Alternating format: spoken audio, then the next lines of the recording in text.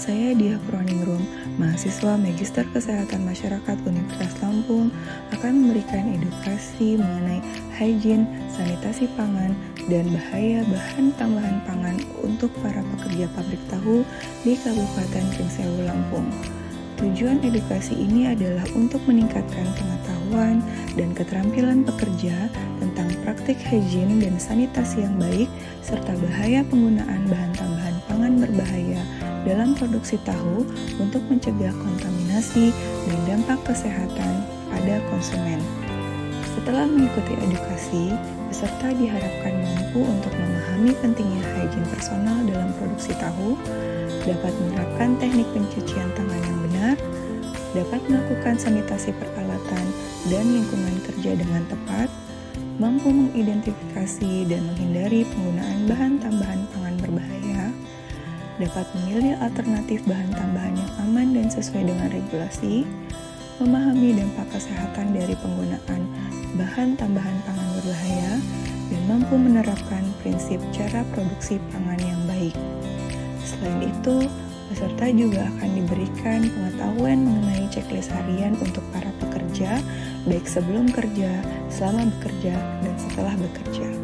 Sebelum bekerja, yang perlu dilakukan adalah mencuci tangan dengan sabun, menggunakan pakaian kerja yang bersih dengan celemek, mengikat rambut jika panjang, melepaskan perhiasan yang berlebihan, memeriksa kebersihan area kerja, memastikan bahan baku segar dan berkualitas, serta tidak menggunakan formalin, boraks, atau pewarna tekstil dalam produksi tahu.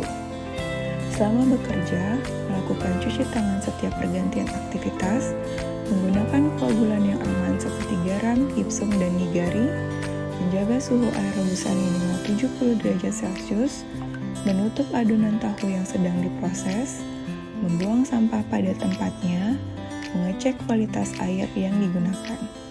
Setelah bekerja, para pekerja melakukan membersihkan semua peralatan, melakukan sanitasi area kerja, membuang air limbah dengan benar, menyimpan peralatan di tempat yang kering, menyimpan produk jadi dalam suhu ruang.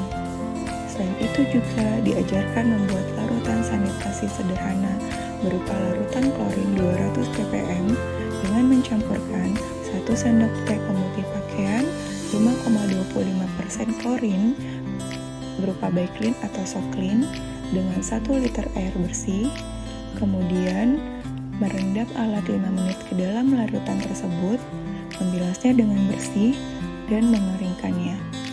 Larutan sanitasi sederhana berupa larutan klorin ini dapat bertahan 24 jam dalam wadah yang tertutup.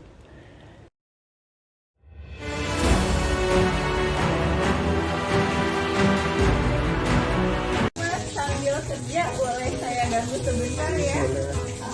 Mau kasih edukasi sedikit. Pertama-tama perkenalkan, nama saya Diah Purningrum. Saya seorang dokter. Saya mahasiswa S2 Magister Kesehatan Masyarakat Universitas Lampung. Saat ini saya ingin membagikan sedikit info tentang bagaimana memberikan bahan tambahan makanan di pengolahan tahu ini dan hygiene seperti hygiene supaya hasil tahunya lebih higienis, lebih sehat, lebih aman untuk dipakai.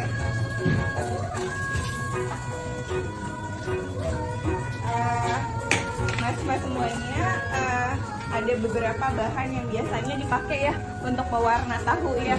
Kayak bahan biasanya ada pewarna alami seperti kayak kunyit, kemudian pakai daun suji untuk warna hijau, tapi kalau misalnya ini kan warna kuningnya biasanya dari kunyit. Terus ada bahan untuk biar tahunya awet seperti bahan kayak seperti garam, kemudian garam, terus bisun, nigari untuk mengentalkan. Nah, dan ada yang bahan yang berbahaya seperti kayak formalin dan boraks tuh, yang bikin jadi, kalau boraks kan bikin lebih kenyal, lebih putih. Kalau formalin itu lebih awet ya, tahunya jadi lebih awet.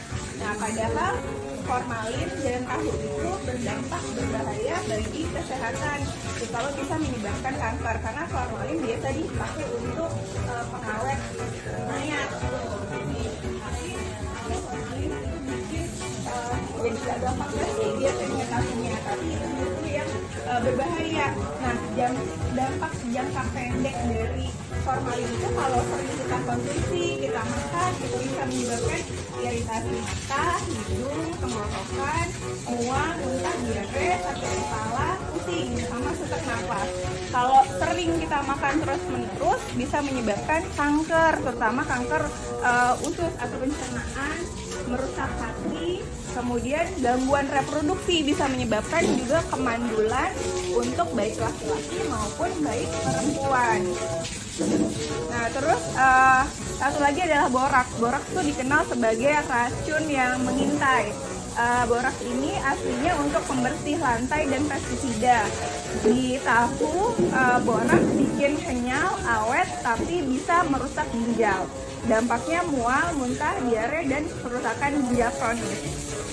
Dampak jangka pendeknya itu bisa bikin mual, muntah, diare kalau sering konsumsi boraks, kemudian demam, ruam kulit, bikin alergi, kemudian jangka panjangnya yaitu tadi salah satunya adalah gangguan pertumbuhan, kelainan janin, dan satu lagi kalau sering bisa menyebabkan kanker.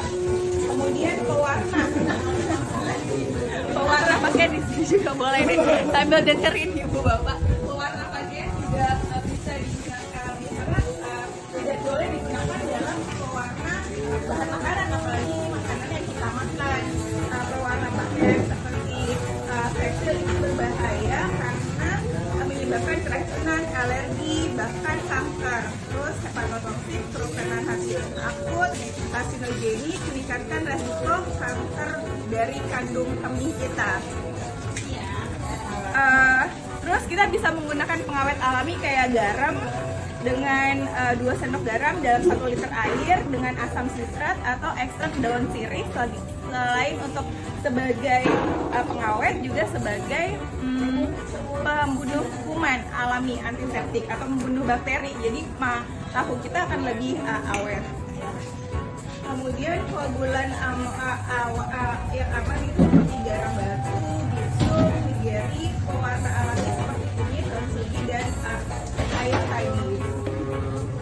Nah, yang kedua, kita tahu bahan-bahan yang berbahaya. Yang kedua, kita harus jaga kebersihan juga nih, kebersihan atau hygiene tangan kita dengan 6 langkah cuci tangan menurut WHO.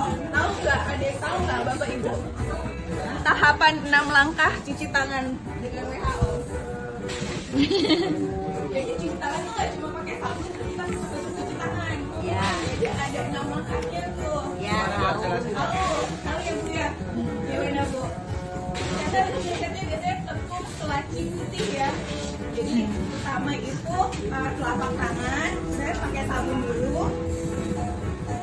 Sabun ini ya, sabun di telapak tangan, kemudian habis itu punggung tangan kanan kiri, sela-sela jari, kemudian di puas-puas tangan kayak mengapit gini.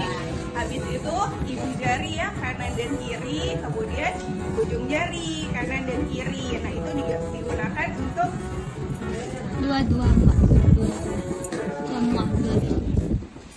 digunakan untuk membersihkan tangan kita. Baik digunakan sebelum mulai kerja, habis dari toilet jangan lupa cuci tangan. Ya. Kemudian pegang sampah, sesudah batuk dan bersin, dan setiap ganti kegiatan. Ya. Kemudian yang ketiga, ini kan banyak nih peralatannya. Selain kita bersih, selain ada higien diri, sekeliling kita juga harus bersih. Jadi habis setiap memakai mana sabu itu dicuci, dibersihkan, dan dikeringkan. Nah, caranya itu bisa pakai 1 sendok untuk membersihkan disinfektan kayak kaleng-kaleng seperti itu bisa pakai 1 sendok Baiklin dicampur dengan air, kemudian diaduk, itu bisa kita pakai dalam 24 jam. Kemudian dan lingkungan, misalnya rajin habis memakai ditaruh di tempatnya, dipel, kemudian saluran pembuangan airnya harus lancar, tidak ada yang hilang, bebas dari Sini Bu, nanti dimasukin YouTube. dan jika ada keluhan air kotor, kita bisa pakai filter sederhana atau mengendapkan dulu airnya.